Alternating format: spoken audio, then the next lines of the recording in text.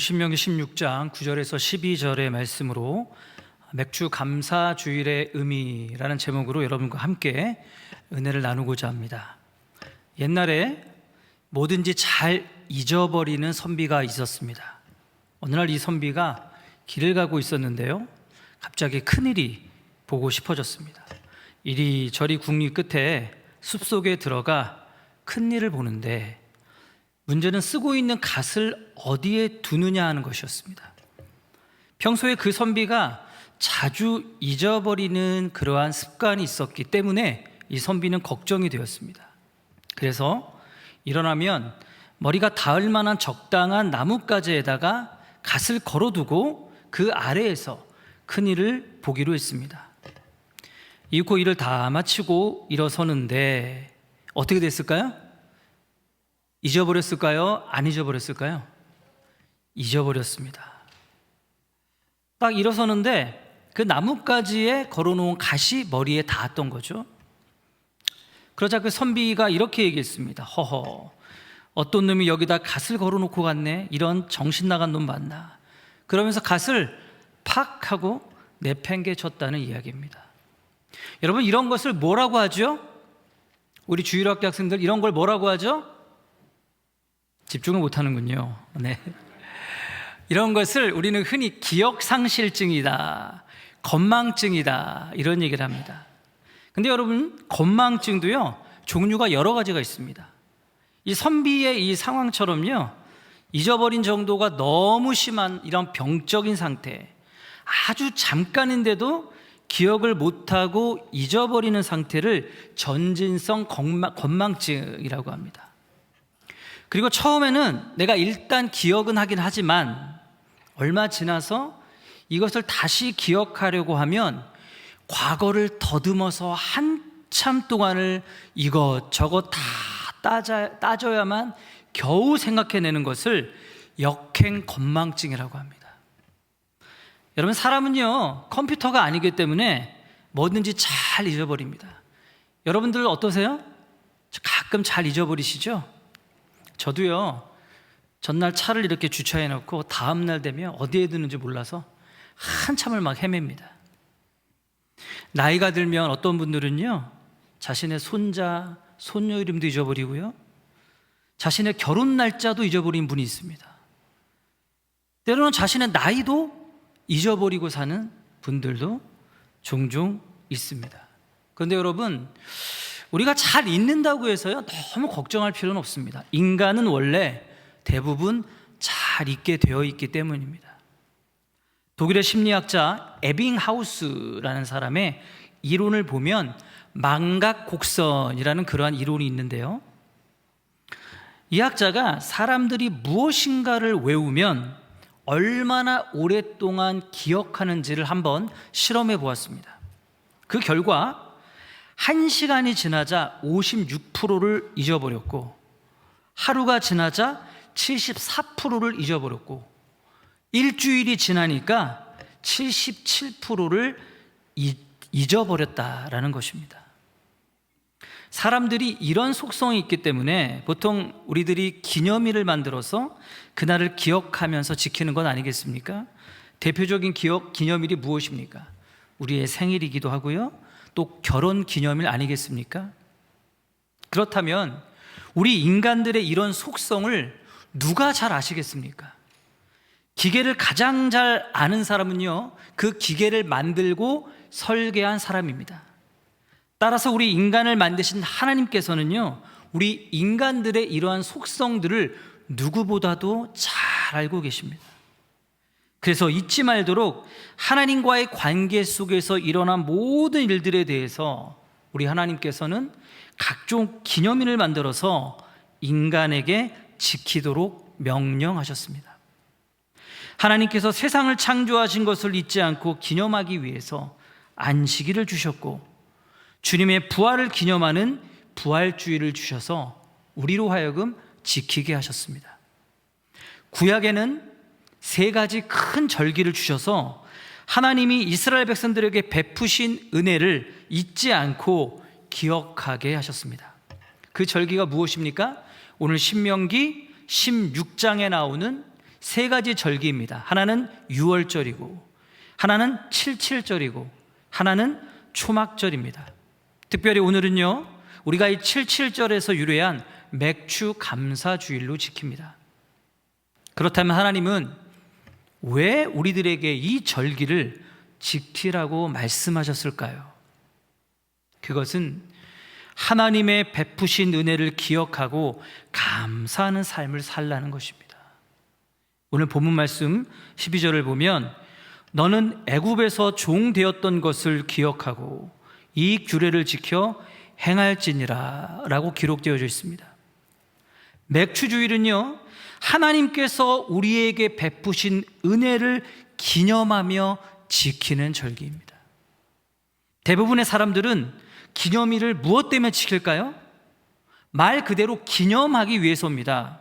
기념이라는 말을 우리말 큰 사절에 찾아보니까요, 뜻깊은 일을 잊지 않고 생각함이라고 기록되어져 있었습니다.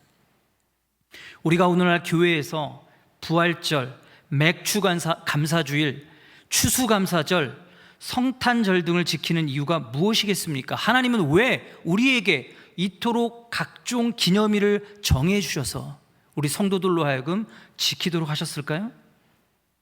12절을 보면 이스라엘이 노예로부터 해방시켜 주었던 과거를 기념하고 그 날을 기억하여 지키라는 것이었습니다. 유월절은 이스라엘 백성들이 애굽에서 노예 생활했던 것을 해방되었을 때 그 기쁨을 기념하여 지키려는 것이었고, 초막절은 이스라엘 백성들이 광야에서 집도 절도 없이 텐트를 치고 자던 때를 기억하고 그것을 기념하여 지키라는 것이었습니다. 오늘 본문 말씀을 보면 77절 역시 애굽에서 종 되었던 때를 기억하고 지키라고 하나님은 말씀하십니다. 이 77절은 세 가지 절기로 불려지기도 하는데요, 하나는 맥추절, 하나는 초실절, 혹은 오순절이라고도 말합니다. 77절이라고 하는 이유는 6월절이 끝난 후 7주가 끝난 그 다음날 지키는 절기이기 때문이고, 초실절이라고 하는 이유는 곡식을 처음 거두어 수확의 첫 단을 하나님께 드리는 절기이기 때문입니다. 그리고 맥추절이라는 이유는요, 보리를 거두어서 하나님께 드리는 절기이고, 오순절이라는 의미도 가지고 있는데요, 이 오순절은 승천하신 주님께서 약속하신 성령께서 강림하심으로 교회가 큰 권능을 받고 그리스도께서 씨를 뿌려놓으신 교회의 첫 열매를 거두신다는 의미를 가지고 있습니다. 그러므로 우리는 하나님께서 우리에게 주신 은혜를 기억하며 감사하는 삶을 살아야 되는 것입니다. 오늘의 시대는 많은 사람들이 하나님의 은혜를 잃어버리고 살아가는 것 같습니다. 감사가 없는 감사 결핍증에 걸려 있습니다. 아니, 그보다는 더 감사 불감증에 걸려 살아가고 있는 것 같습니다. 요즘 자녀들에게는요, 부모님들이 어려웠을 때 먹을 것이 없어서 굶은 이야기를 하면요, 우리 아이들은 아마 이렇게 얘기할 겁니다. 엄마, 아빠, 그럼 라면 먹지 왜 굶어? 아마 이렇게 얘기할 겁니다. 이토록 사람들은 어려웠던 시기를 잃어버리며 살 때가 종종 있습니다. 그런데 더불어서 우리들은요, 하나님의 은혜를 잃어버린과 동시에 하나님의 존재 자체를 잃어버리고 살아가는 시대를 맞이하게 되었습니다. 부자는 부족한 것이 없기 때문에 하나님을 잊고, 가난한 사람은 배가 고파서 하나님을 잊어버리고, 배운 사람은 지식에 눈이 멀어서 하나님을 잃어버리고, 배우지 못한 사람은 못 배워서 하나님을 찾지 않는 그러한 시대에 우리는 살아가고 있습니다. 이제는 법을 두려워하고 사람을 두려워하지만 하나님은 두려워할 줄 모르는 그러한 시대로 점점 변해가고 있습니다. 오히려 돈과 명예와 권세에 머리를 숙이지만 하나님 앞에는 머리를 숙이지 않습니다. 그러니 하나님께 감사할 수 있겠습니까? 시편 49편 20절을 보니까 존귀하나 깨닫지 못하는 사람은 멸망하는 짐승 같도다라고 말합니다. 우리는 어려운 시간이 좀 지났다고, 평안하다고, 문제없다고 하나님의 은혜를 잊어서는 결코 안 됩니다. 그것은 오히려 멸망하는 짐승 같다고 성경은 말씀하고 있습니다. 여러분, 이스라엘 백성들이 그토록 타락한 이유가 무엇입니까? 조금만 편해지면 하나님의 은혜를 잊는다는 것입니다. 세상의 안락과 세상의 우상을 섬기며 하나님을 잊습니다. 개구리 올챙이적 시절 잃는다는 말이 있지 않습니까? 감사한 삶이라는 것은 결국은 우리가 어려웠을 때 하나님께 은혜 받은 때를 생각하며 그 은혜에 보답하는 삶을 살아가는 것입니다. 그러나 이스라엘 백성들은 조금만 편안해지면 하나님을 떠나는 삶을 살았습니다. 그러면 우리는 어떠한 삶을 살아가야 될까요? 아무리 어렵더라도 불평하지 말고 하나님께서 주신 은혜를 생각하며 감사해야 되는 것입니다. 여러분, 성경에 나오는 욥을 보십시오. 욥은 동방에서 가장 큰 부자였습니다. 7남 3녀를 두고 아침마다 예배를 드리는 신실한 신앙인이었습니다. 그런데 그러던 어느 날 그는 몽땅 재산을 다 잃어버리고 맙니다. 태풍이 불어 집이 무너졌고 사랑하는 아들, 딸도 모두 함께 몰살을 당하였습니다. 그런데요, 이런 어려운 환경 속에서도 욥은 하나님께 결코 원망하지 않았습니다. 그는 고백합니다. 욥기 1장 21절입니다. 이르되 뇌가 모태에서 알몸으로 나왔사온주 또한 알몸이 그리로 돌아가올지라. 주시니도 여호와시오 거두시니도 여호와시오니 여호와의 이름이 찬송을 받으실지니이다. 그는 원망하지 않았고 오히려 하나님을 찬양하며 감사했습니다. 아니, 어떻게 인간이 이럴 수 있느냐고 반문하실 수 있을 것입니다. 그러나 욥은 하나님의 은혜를 기억하고 있었던 것입니다. 자신은 모태에서 알몸으로 나왔다고 말합니다. 여러분, 알몸으로 나왔다는 말이 무슨 의미입니까? 아무것도 없이 그냥 빈손으로 나왔다는 겁니다. 우리가 세상에 나올 때 여러분 가지고 나온 것이 무엇입니까? 본질적으로 따진다면 아무리 우리가 어려움을 당해도 우리가 잃어버린 것이 무엇이며 손해볼 것이 무엇이 있습니까? 우리가 마지막 갈 때 가지고 갈 것이 무엇이 있겠습니까? 우리가 그런 것들을 생각한다면 하나님께서 내게 주신 것을 감사하지 않을 수 없습니다. 손발을 제대로 가누지도 못하고요, 머리도 입도 뒤틀리는 뇌성마비 장애를 가지고 태어났음에도 불구하고 우리가 평소에 잘 불렀던 공평하신 하나님이라는 찬양곡을 만든 송명이라는 시인의 간증은 지금도 많은 사람들로 하여금 은혜를 끼치게 합니다.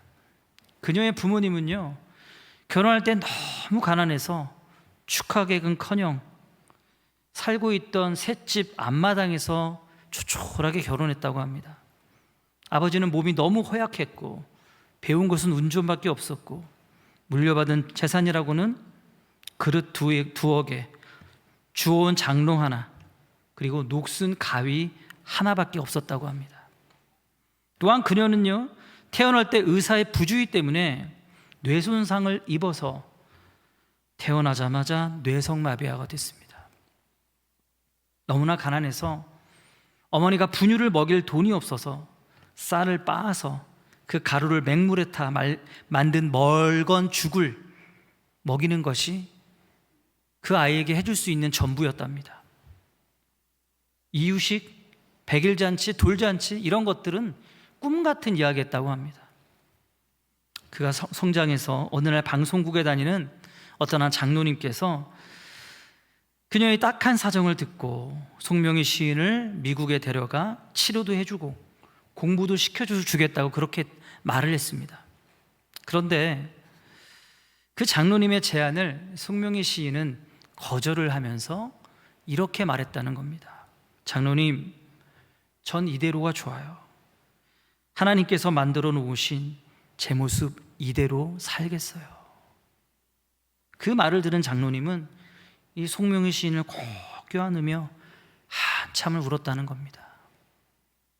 사랑하는 여러분, 우리는 하나님께 얼마나 많은 것을 받았습니까? 우리가 조금 잃었다고, 남들보다 조금 없다고 절대로 불평하지 마십시오. 하나님께 감사하십시오. 진정한 감사는 황소를 드리는 것보다도 여호와를 더욱 기뻐한다고 말씀하십니다. 시편 69편 30절에서 31절을 보니까 내가 노래로 하나님의 이름을 찬송하며 감사함으로 하나님을 위대하시다 하리니 이것이 소 곧 뿔과 굽이 있는 황소를 드림보다 여호와를 더욱 기쁘시게 함이 될 것이라. 그리고 데살로니가전서 5장 18절을 보니까 범사에 감사하라. 이것이 그리스도 예수 안에서 너희를 향하신 하나님의 뜻이니라 라고 말씀하십니다. 감사하는 삶을 살아가는 것이 우리를 향한 하나님의 뜻이라고 말씀하시고 있는 것입니다. 여러분, 그렇다면 우리가 구체적으로 어떻게 하나님께 감사하며 살아야 될까요? 첫 번째는 하나님께 자원하는 예물을 드림으로써 감사라고 말씀하십니다. 본문 말씀 신명기 16장 10절을 보니까 내 하나님 여호와 앞에 77절을 지키되 내 하나님 여호와께서 내게 복을 주신 대로 내 힘을 헤아려 자원하는 예물을 드리고 라고 말씀하십니다. 하나님은 자원하는 예물을 드리며 감사라고 말씀하십니다. 여기서 중요한 하나님의 메시지가 있는데요, 하나님은 우리에게 예물을 드릴 때 빛을 내어서 드리라고 말씀하지 않았습니다. 하나님께서 복을 주신 대로입니다. 무작정이 아닙니다. 내 힘을 헤아려서입니다. 억지로가 아닙니다. 자원하는 심령으로 예물을 드리라는 것입니다. 생각해 보십시오. 이스라엘 백성들에게 하나님께 주신 은혜는 얼마나 감격스럽겠습니까? 430년 동안 애굽 땅에서 노예 생활을 했습니다. 그리고 40년 동안 광야에서 얼마나 고생을 했습니까? 집도 땅도 없었는데 하나님의 은혜로 집도 생기고 땅도 생겼습니다. 하나님의 은혜로 말미암아 그렇습니다. 그리고 그 땅에서 첫 번째 농사를 짓게 됩니다. 그러니 그 감격과 감사를 어떻게 하나님께 표현하지 않을 수 있겠습니까? 여러분, 우리도 마찬가지입니다. 우리도 나에 있는 것으로 하나님께 드려 감사하는 삶을 살아야 됩니다. 여러분, 우리도 아무것도 없는 알몸으로 태어났지 않았습니까? 그러나 살면서 우리에게 가족도 주시고 건강도 주시고 이 땅 가운데서 살아갈 수 있는 여러 가지 재능도 주시고 또 직장도 얻게 하셨습니다. 그런데 어떤 사람들을 보면요, 이 물질을 드리는 것에 시험이 드는 사람들이 있습니다. 헌금하라고 해서 교회에 못 나가겠다는 겁니다. 그러나 여러분, 절대 그렇게 생각하지 마시기 바랍니다. 우리 하나님은요, 절대로 헌금을 강요하는 분이 아니십니다. 오늘 성경을 보십시오. 빚을 내어서가 아닙니다. 하나님께서 복을 주신 대로입니다. 무작정이 아닙니다. 내 힘을 헤아려서입니다. 억지로가 아닙니다. 하나님은 자원하는 예물을 원하십니다. 하나님께서는 우리가 드릴 수 있는 상황 가운데서 자원하는 심령으로 드리기를 원하시는 것입니다. 그렇다면 하나님은 왜 우리에게 이런 예물을 드리라고 하실까요? 우리를 더 가난하게 만들기 위해서일까요? 우리를 괴롭게 하기 위해서일까요? 그렇지 않습니다. 하나님께서 이러한 예물을 드리도록 한 것은 우리뿐만 아니라 다른 사람들에게도 하나님의 은혜를 나누고자 하심입니다. 레위기 7장 10절을 보니까 수제물은 기름 섞은 것이나 마른 것이나 모두 아론의 자손에게 균등하게 분배할 것이니라 라고 기록되어져 있습니다. 이스라엘 백성들이 가나안 땅을 정복한 이후에 11지파에게 다 땅을 나눠주었고 그 중에 한 지파, 이 레위 지파에게는요, 땅을 주지 않고 성전에서 하나님을 위해서 봉사하는 일을 하라고 하셨기 때문에 이스라엘 백성들에게 나왔던 그 모든 헌금과 예물은 이 레위 지파를 위해서 사용할 수 있도록 그렇게 하신 하나님의 뜻이 있는 것입니다. 그리고 또한 가난하고 고아요 과부들을 돕기 위한 하나님의 큰 뜻이 담겨져 있었습니다. 신약 성경 고린도후서 8장 13절에서 14절을 보니까 이는 다른 사람들은 평안하게 하고 너희는 곤고하게 하려는 것이 아니요 균등하게 하려 함이니 이제 너희의 넉넉한 것으로 그들의 부족한 것을 보충함은 후에 그들의 넉넉한 것으로 너희 부족한 것을 보충하여 균등하게 하려 함이라 라고 말씀하십니다. 여러분, 이 말씀의 의미가 무엇일까요? 함께 더불어 살게 하기 위한 하나님의 뜻입니다. 헌금을 통하여 가난한 자들의 부족한 것을 채워서 함께 균등함을 이루자는 것입니다. 신약시대에 보면 성도들이 헌금을 하면요, 그것을 어떻게 활용할지에 대해서 나타나는데 집사들을 뽑아서 전문적으로 구제하기 위한 집단이 있어서 그것을 선교하고 가난한 사람들을 위해서 구제하는 데 사용되었습니다. 사랑하는 여러분, 우리에게 주신 것을 드릴 수 있다는 것이 얼마나 감사한 일입니까? 하나님은 결코 우리를 불행하게 만들기 위해서 그렇게 하신 것이 아니십니다. 받은 행복보다 나누는 행복이 훨씬 크며 값진 것임을 우리로 하여금 깨닫게 하기 위함이십니다. 우리가 나눌 수만 있다면 여러분 얼마나 좋을까요? 미국의 가난한 가정에서 태어나 너무나도 많은 고난 끝에 백화점 왕이 되었고 재무부 장관이 되었고 미국의 10대 재벌이 되었던 존 워너 메이커라는 사람은 100만 달러, 우리나라 돈으로 9억 원 상당의 예배당을 짓고 헌당식을 가질 때 그는 눈물을 흘리며 이렇게 얘기했습니다. 내가 주일학교에 다니던 어린 시절 애들이 줄 서서 감사 예물을 바치는데 저는 집이 너무 가난해서 빈손으로 온 것이 너무 괴로워 주일학교가 끝나고 오후에 벽돌 굽는 아버지 공장으로 찾아가 그 이야기를 하면서 벽돌이라도 한 수레 달라고 했습니다. 그리고 그것을 가지고 목사님을 찾았습니다. 목사님은 내게 손을 얹고 축복 기도를 해주셨습니다. 그 후 30년이 지난 오늘 나는 하나님의 축복으로 단독으로 100만 달러 예배당을 짓게 되니 이 큰 은혜를 말로 다할 수가 있겠습니까? 하나님께서 아무것도 없이 태어난 나에게 주신 은혜를 생각하며 드릴 수 있다는 것이 여러분 얼마나 행복하고 감사한 일이십니까? 우리는 그러한 하나님의 은혜를 잊지 말고 기억하며 하나님께 자원하는 심령으로 감사하는 우리 복된 성도 여러분들 되시기를 주님의 이름으로 간절히 축원합니다. 두 번째는 하나님의 은혜에 대한 감사는 우리의 이웃과 함께 즐거워하는 감사가 되어야 합니다. 오늘 본문 말씀 11절을 보시면 너와 내 자녀와 노비와 내 성중에 있는 레위인과 및 너희 중에 있는 객과 고아와 과부와 함께 내 하나님 여호와께서 자기의 이름을 두시려고 택하신 곳에서 내 하나님 여호와 앞에서 즐거워할지니라. 모든 사람이 함께 드리는 감사 절기가 되어야 한다는 것입니다. 나 홀로만 감사하는 절기가 아니라 우리 모든 가족과 우리 교회 공동체, 우리 세상의 모든 공동체가 함께 감사하는 절기가 되어야 한다고 하나님은 우리에게 말씀하십니다. 앞에서도 언급하였지만 소외되어 있는 가난한 사람들, 그리고 고아들, 과부들, 우리 사회 속에 숨어있는 너무나도 힘들고 고통스러워하는 그러한 사람들을 우리가 함께 찾아내어 그들과 함께 즐거워할 줄 아는 그러한 우리가 되어야 할 것입니다.